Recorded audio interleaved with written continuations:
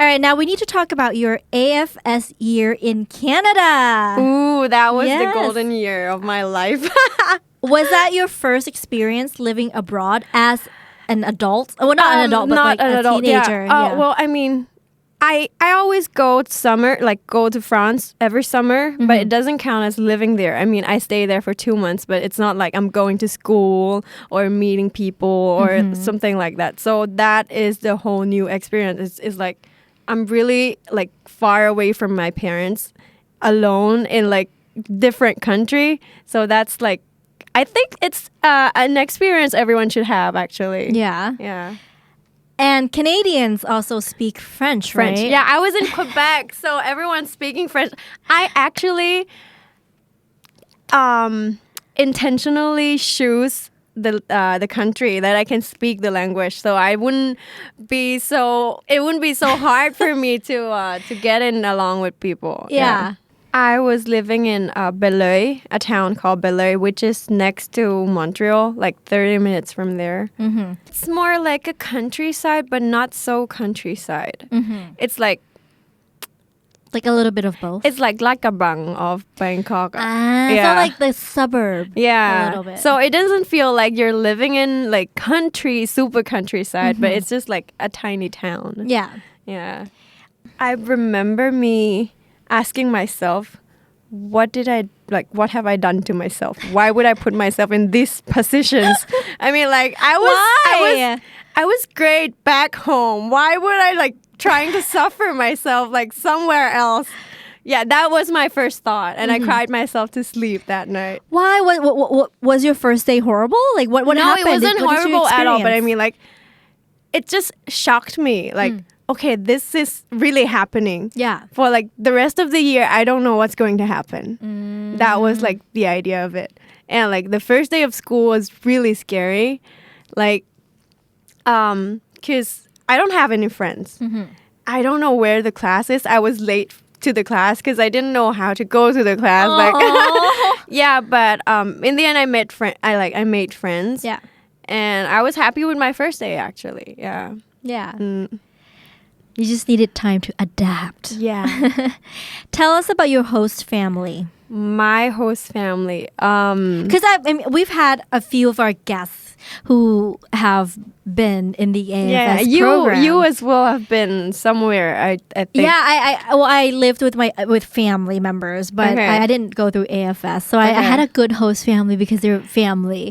But I've heard of horror stories of host families, of different host families.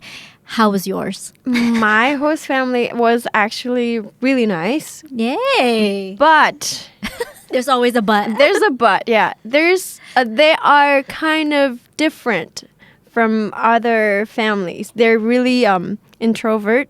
They're really closed, and I mean, my host sister and my host brother have like a kind of mental problem that they have to go to a special school for these kind of kids. I mean, like it's like dyslexia or something. I'm not sure like how they call it. Like a learning disability. Yeah, learning disability, and my host brother is a little autistic.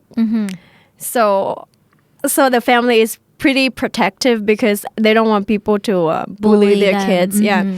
And they just had this idea of me being around the house all the time, which I'm really extrovert person. Like I go out a lot. I hang out with friends all the time. Yeah. And they're just like, why you're never home?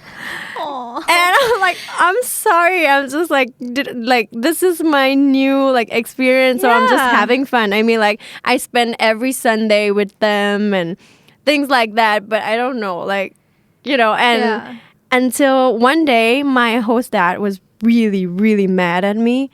And I was like, how am I going to do? Like, what am I going to do? I don't know. He doesn't even talk to me. What was he mad at you for? It's just a misunderstanding, something about like I was Skyping with my family in Thai, and he like came by behind me and was like hello, something like that, and he kind of felt like I didn't want him there or something.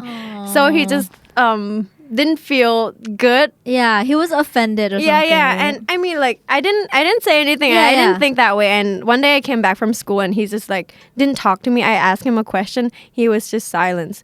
So I was like, what's going on? So my host mother was like, okay, he's really mad at you, at like things like that. And I wasn't sure, like, why? Why? I don't understand.